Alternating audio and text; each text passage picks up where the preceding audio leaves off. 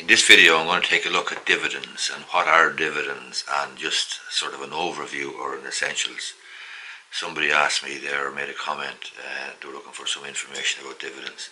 Dividends are a distribution of a portion of a company's profits. They're paid out to shareholders. They can be paid in cash or they can be paid by granting of further shares. Some companies will pay 2 dividends a year, an interim dividend and a final dividend. Well-established, stalwart companies like, for example, Smurfit Kappa Group, C&H, Bank of Ireland, those type of companies will pay 2 dividends per year, an interim dividend and a final dividend. So if we just take a look there at, for example, C&H, Cement Roadstone Holdings PLC, in 2019 they paid out an interim dividend of 20 cents per share and a final dividend of 63 pence per share. Now there's 3 dates that you need to be aware of when it comes to dividends, 3 important dates. They are the ex-dividend date, the dividend payment date and the record date. And let me just explain exactly what it is. Smurfit Kappa Group PLC declared an ex-dividend date of the 8th of April 2021 this year. They declared a record date of the 9th of April 2021. So if you are a shareholder on the 9th of April 2021, you are entitled to the dividend that they're going to pay out on the 7th of May 2021. So there's 3 dates there. There's the ex-dividend date. In other words, up to that point, it's irrelevant in terms of you being a shareholder or not. The relevant date in terms of being a shareholder is the record date of the 9th of April. If you're a shareholder on the record date of 9th of April 2021, then the payment date, 7th of May 2021, you'll receive a dividend payment in respect of that if you're a shareholder on that record date. As I say, there's 2 payments made per annum generally, an interim dividend and a final dividend, and the interim dividend tends to be smaller payment and the final dividend is paid out at the end of the fiscal or financial year.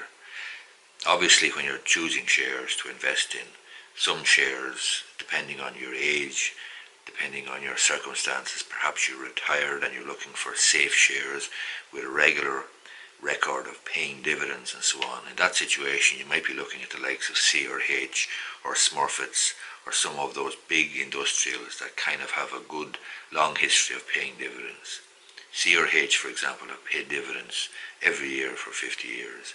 So if you were a retired person and you're looking at a safe, steady sort of a share that's thrown off regular dividend income, and dividend income is important to you, well then obviously the likes of C&H will be of interest to you.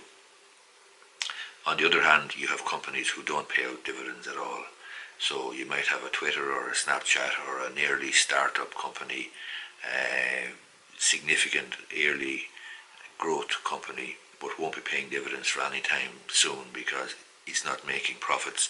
It's simply generating growth. It's trying to grow. It's trying to generate revenue, advertising revenue, trying to get new subscribers to the various channels or platforms or whatever it's trying to do. So that type of company is not going to be paying out dividends. So if you are an older person, more mature, you want something safe and steady, well then obviously you're not going to be looking at the likes of Twitter or Snapchat or Facebook, well, leaving aside Facebook, an early growth sort of a rocket ship company to be paying out steady dividends. But you would be smart in building a portfolio or creating a portfolio that has a fair old balance between strong growth or high growth and slow growth, fast growth and slow growth, and dividend payment and non-dividend payments and so on. Now, one of the best, most successful investors of all time, Warren Buffett of Berkshire Hathaway, has never paid out dividends, and he has a philosophy that any earnings, any profits, etc., are retained and reinvested in the business to grow even more profits, rather than paying off dividends to shareholders. And he takes the view that if shareholders need cash, then they can simply sell some shares. There is evidence as well from Nobel laureate economists to the effect that dividends are irrelevant. The more important areas that you should be concerned about would be cash flow and earnings in a company, and certainly earnings in any company is the significant driver, in my view, of the share price and obviously the ultimate success and longevity of a company. Anyway, that is the situation in relation to dividends.